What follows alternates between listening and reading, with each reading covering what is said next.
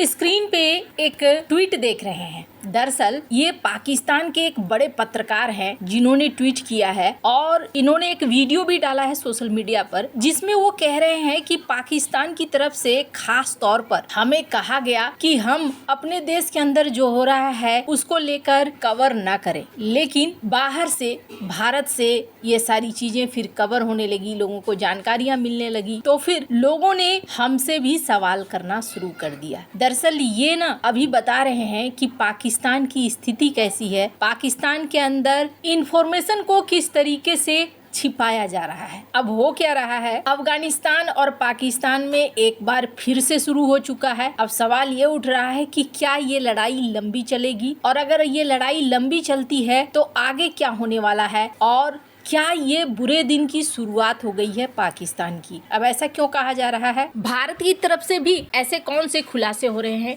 Geopolitics में बहुत कुछ चल रहा है, हमेशा की तरह जानने को मिलेगा बहुत कुछ। आइए जानते हैं इन खबरों को विस्तार से। इजिप्ट में जब सम्मेलन हो रहा था ना, तब डोनाल्ड ट्रंप ने कहा था मेरे favourite field marshal general Munir. इसके अलावे उन्होंने शहबाज शरीफ से भी अपनी तारीफ करवाई थी। तो यहाँ पर ऐसा लगता है जैसे पाकिस्तान को ये लग रहा है कि अमेरिका उनको भविष्य में भी सपोर्ट करेगा। भारत की बात करें तो भारत इन सारी चीजों से आगे निकल चुका है। अब शहबाज शरीफ की ट्रंप के साथ तस्वीर या जनरल मुनीर की ट्रंप के साथ तस्वीर ये भारत के ऊपर असर नहीं डालती है, लेकिन पाकिस्तान के ऊपर ये बहुत ज्यादा असर डालती है। कहा गया जब पहली झड़प हुई तो यहाँ पर कतर की, सऊदी अरब की एंट्री हो गई, यूएई की एंट्री हो गई, यहाँ पर इन देशों की एंट्री हुई और इन देशों ने मामला को हल कर दिया, लेकिन पाकिस्तान को अच्छा खासा नुकसान हुआ और इस नुकसान में बौखलाहट में आ गए जनरल मुनीर। जनरल मुनीर को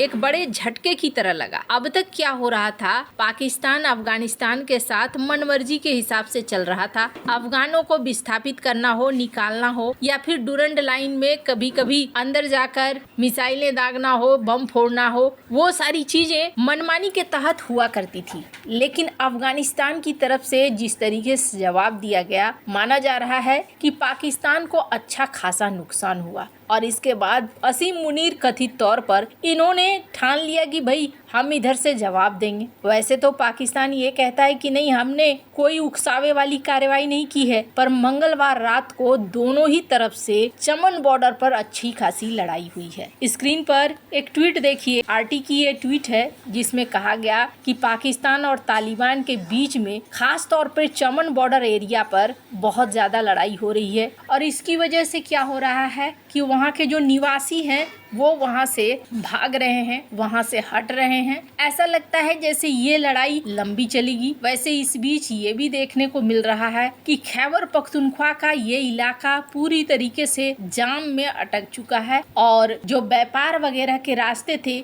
वो सारे रास्ते इस वक्त बंद हो चुके हैं। पर अब सवाल ये उठ रहा है कि क्या ये लड़ाई लंबी चलेगी? पाकिस्तान के पास ना अभी 3 बड़ी समस्या है और पहली समस्या क्या है? पहली समस्या है पाकिस्तान की इकोनॉमी। पाकिस्तान की इकोनॉमी को इस वक्त पैसे चाहिए। आईएमएफ ने एक बेल आउट पैकेज पे जो प्रारंभिक चरण है उस पे हामी भी भरी है, लेकिन इस पैकेज को भी वो अपने देश के अंदर लगा पाएंगे ऐसा लगता हुआ दिख नहीं रहा है। दूसरी सबसे बड़ी प्रॉब्लम इनकी क्या है, वो है बलूचिस्तान। बलूच विद्रोही अब इनके लिए बहुत बड़ा सिरदर्द बन रहे हैं। बलूचिस्तान को कंट्रोल करना अब इनके बस से बाहर होता जा रहा है। इन्होंने सोचा था कि चाइना के साथ मिलकर ये बलूचिस्तान को कंट्रोल कर लेंगे, लेकिन यहाँ पर सीन उल्टा दिखा। सीपेक को अच्छा खासा नुकसान होने लगा। अब ये अमेरिका के पास गए हैं कि अमेरिका के साथ मिलकर हम बलूचिस्तान के मामले को हैंडल कर लेंगे, लेकिन यहाँ पर भी सीन इनकी तरफ आता हुआ नहीं दिख रहा है। अभी दरअसल अमेरिका के साथ क्या है कि किसी भी देश में अपनी फौज भेजने से पहले वो 10 बार सोचेंगे। अभी वो यही चाहते हैं कि तुम लड़ो और लड़कर हमें दे दो। खैर, और तीसरी प्रॉब्लम है इनकी राजनीतिक अस्थिरता। खुद इनके अंदर भी एक उठापटक है जो मची हुई है। कल रात की लड़ाई मानी जा रही है कि कुछ ज्यादा बड़ी हो गई है, जिसमें कहा जा रहा है कि टैंक भी नष्ट किए गए हैं। इसके अलावे पाकिस्तान की तरफ से कहा जा रहा है कि हमने बहुत सारे सैनिकों को मारा है। अब कौन सच बोल रहा है ये कहना बहुत मुश्किल है। जैसा कि मैंने आपको दिखलाया, ये जो शख्स आप देख रहे हैं ये है हामिद मीर। हामिद मीर पाकिस्तान का एक जाना माना पत्रकार है और इस पत्रकार को आखिरकार आकर अपनी वीडियो रिलीज करनी पड़ी और इसने अपने चैनल पर इस बात को कहा कि हमें सरकार की तरफ से रोका जा रहा है। टीएलपी का जो प्रोटेस्ट हो रहा है, प्रोटेस्ट को नहीं दिखलाने दिया जा रहा है, लेकिन बाहर से लोग दिखला रहे हैं। खास करके इन्होंने इंडिया को कहा कि यहाँ पर टीवी चैनल जब दिखला रहे हैं तब हमारे लोग हमारी टीवी चैनल को छोड़कर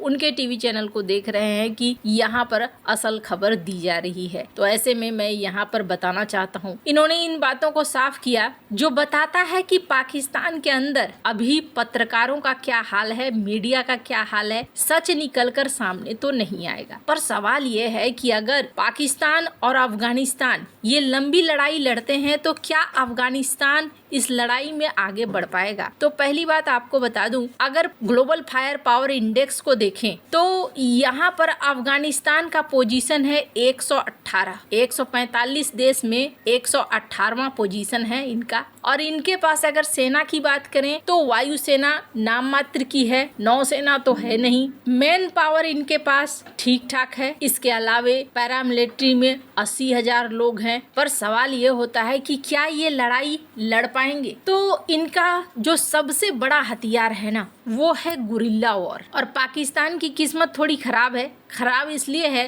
क्योंकि अफगानिस्तान के काफी सारे लोग, खास करके तालिबान के एक बड़ी संख्या में लोग हैं जो पाकिस्तान के अंदर रहते हैं। और जहां तक बात टीटीपी की है तो खैबर पख्तूनख्वा टीटीपी का गढ़ है। तो पाकिस्तान के लिए अगर ये बॉर्डर पर लड़ाई को जीतते भी है तो भी इस जीत को बनाए रखना बहुत मुश्किल होने वाला है। हाँ, ये जरूर है कि ये पूरा इलाका पाकिस्तान का बहुत लंबे समय तक अस्थिर हो जाएगा। अब देखना है कि क्या यहाँ पर डोनाल्ड ट्रंप की एंट्री होती है। जैसा कि डोनाल्ड ट्रंप ने कहा है कि मैं युद्ध को रुकवाने में माहिर हूँ, मैं युद्ध को रुकवा दूंगा। अब अफगानिस्तान और पाकिस्तान के बीच में अगर डोनाल्ड ट्रंप की एंट्री होती है तो कैसी एंट्री होगी, या फिर ये लड़ाई और आगे बढ़ती है? और अगर और आगे बढ़ती है तो क्या इसमें भारत की भी एंट्री हो सकती है? अब ऐसा क्यों कहा जा रहा है? ऐसा इसलिए कहा जा रहा है कि अभी हाल ही में एक जनरल ने ये खुलासा किया है, स्क्रीन पर आर्टिकल देख सकते हैं, कि ऑपरेशन सिंदूर के दौरान पाकिस्तान को अच्छा खासा नुकसान हुआ था। सैकड़ों सेना के लोग मारे गए थे। इसके अलावे